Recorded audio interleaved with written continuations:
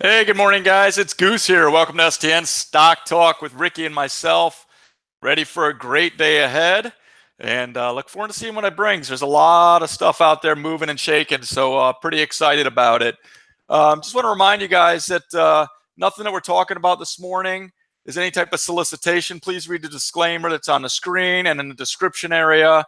But I do also want to, mention to you that we have a free trading floor over there at stocktraders.net. I really encourage you guys to come check it out. It's a great community. It's building up, building very strong. A lot of communication in there. And you guys could always message any of the instructors, whether you're free or premium. It doesn't matter. We help everybody in there. So there's just a couple extra features in the premium room that are amazing.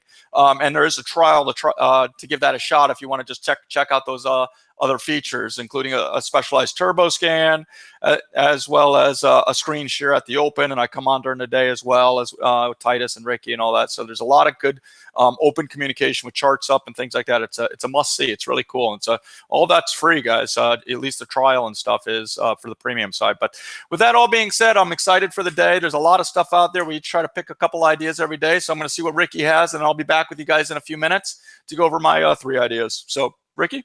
Thanks a lot, Goose. And if you need any convincing, guys, just check in with the trading floor guys at the chat room and ask around. I'm sure everybody there will vouch for us and tell you that there's nothing but value.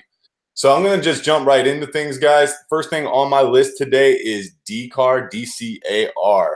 So this is a company, drop car. They kind of did a reverse merger into the old WPCS, which was a turd. And I kind of conflicted about things like this because it reminds me a bit of like HMNY, where you have like a company that's a previous well-known turd, but then, they get a company like MoviePass. And like I have friends tweeting me or, tweeting and text messaging me all the time saying, dude, you got to get MoviePass. And these are like people that don't trade. They don't know anything about HMNY. And so it's like, drop car might be a decent business, whatever. It doesn't change the fact that WPCS is behind the curtain pulling the strings. Now you can see the sell-off the other day. I'm pretty sure that was due to the previous day they filed a shelf, which is registering shares from the warrants from the merger, as well as a previous thing they did in December. But you can see it got bought back up, and the price action is actually surprising, knowing that they sold off thinking that there's going to be some dilution. But there is actually going to be quite a bit of dilution, but it won't happen until they get the effect on that S3. The current OS on this is about 7.8 million shares, and the float, I think, is around 3 million, basing it off of, I think, insiders and institutions hold about 60%.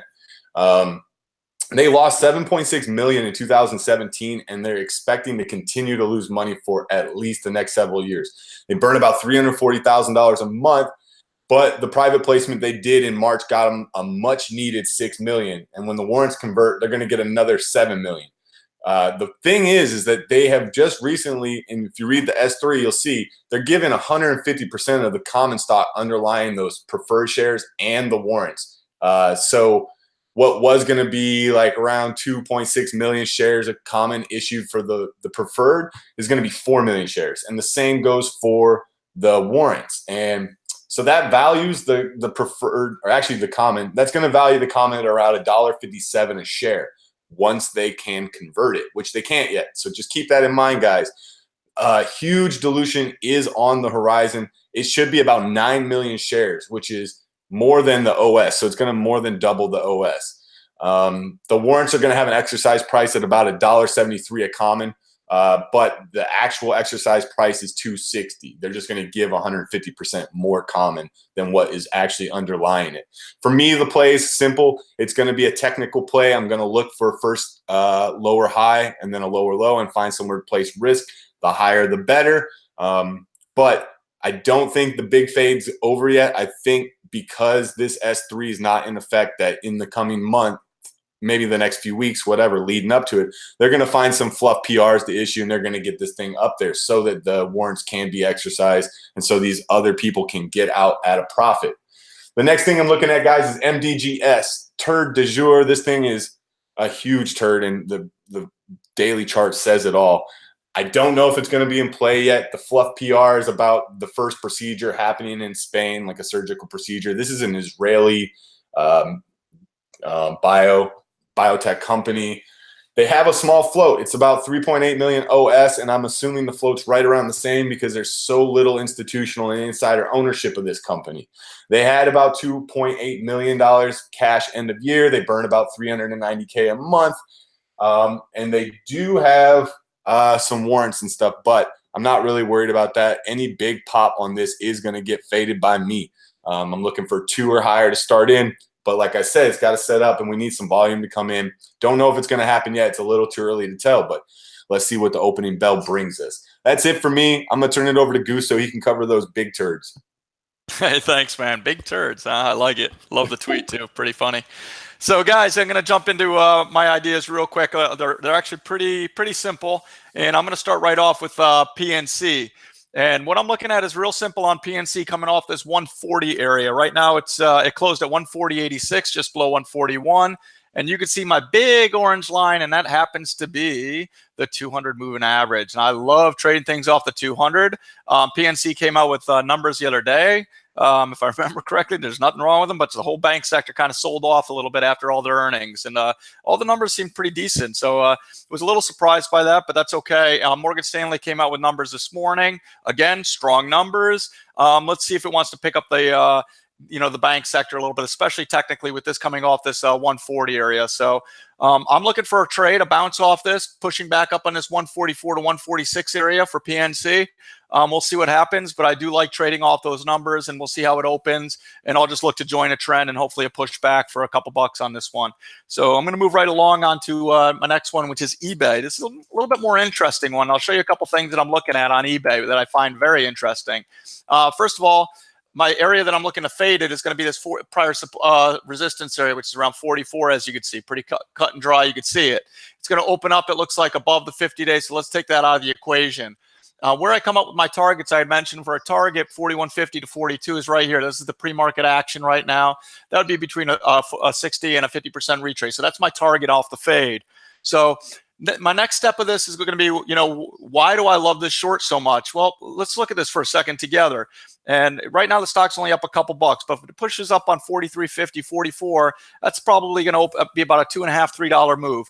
You could go as far back as you want that I could see on these things and all these big candles, and look at the range on these moves. $1.50 are the biggest candles. But so those are things that I look at and I always look at. And to me, that's telling me this is not going to hold a move like this. This stock just doesn't make those type of moves.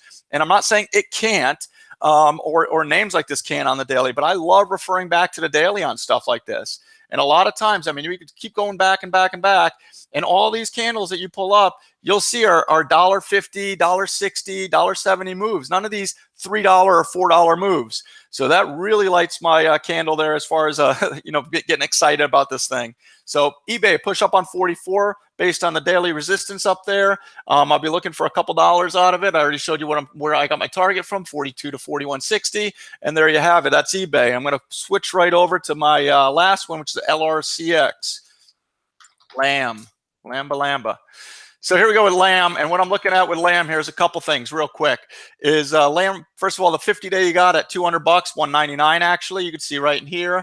I drew a little fib. It's kind of pulled back a little bit. And what I did is looking at my target of 206 to 208. It's going to bring you right back into about a 60% retrace off lows. So I'm looking for a long. I'm hoping for an imbalance, kind of like a wash at the open, back down towards that $200 area, which is the 50-day. I also think the 200 might hold it. If it goes below it for a wick or two, that's okay with me. I'll catch that, quick higher low on this thing, look to long it, and jump right in. I really like the long idea. Came out with good numbers. I think there's a little bit of industry stuff going on where they're talking about some sort of supply thing with the products, and I saw that a couple of these names were down. Micron was down a little bit as well, but I really like the long idea on this. It's been trending up so far pre-market. I'm hoping for a quick wash down to 201 or 200 to grab some. If it doesn't, I'll just look for a lower high to join for I'm looking for 206 to 208 on this thing and push back up on, which is going to be up in this area right here, as you can see from pre-market. So that's what I have this morning. I hope you guys have a super day. There's a lot on watch.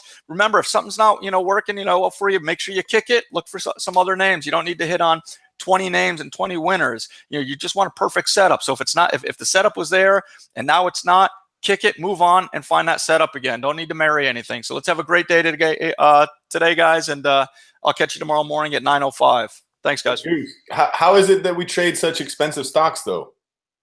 I know, isn't it hard? Guys, as we've said before, and we say in chat a lot, don't have to worry about the price of the stock. They move the same. Just think of a $200 stock as a $2 stock. You know, a $10 move is the same as a 10-cent move. Things move a lot more organically, I think, when they're the bigger companies that are less manipulated and algo driven. Well, not that they're not algo driven, but just less manipulatable. Is that a word? Who cares? It is now. Anyway, guys, if you don't have a plan, you don't have a trade, come on over to stocktraders.net, where we are constantly helping people develop plans. Preserve your capital. Stay safe out there, guys. Let's go out and crush it. Peace.